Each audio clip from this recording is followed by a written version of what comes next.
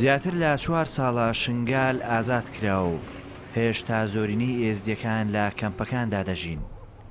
بە پێی ئامارە فەرمیەکان زیاتر لە 80% خەڵکی ئاوارەی ناوچەکە نەیانوێراوە بگەڕێنەوە سەر زێد و ماڵ و حاڵی خۆیان.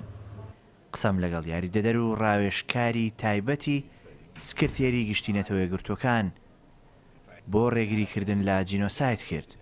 ئەو نایشارێتەوە کێشەکە لە داعش گەورەترە. هەموو ئاوارەکان حەز دەکەن بگەڕێنەوە زێدی خۆیان، بەڵام ئاوارەکان هەست بەوە ناکەن کە شنگال ناوچەیەکە لە ڕووی ئاساییشەوە سەقامگیرە.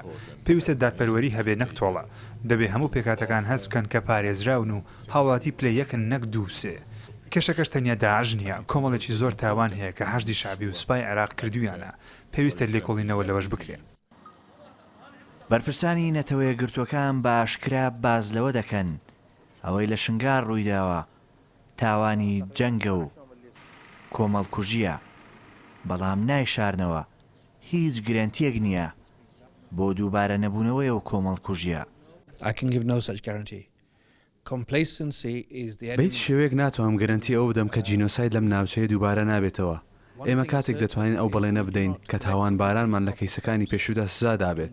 زۆر جار گوێم لەو دروشمە دەبێت کە دەڵێ بە هەرگیز دووبارە نەبێتەوە، بەڵام بەداخەوە ناتوانین دڵنیابین لەوەی ئەوەی ڕوویدا دووبارە نابێتەوە.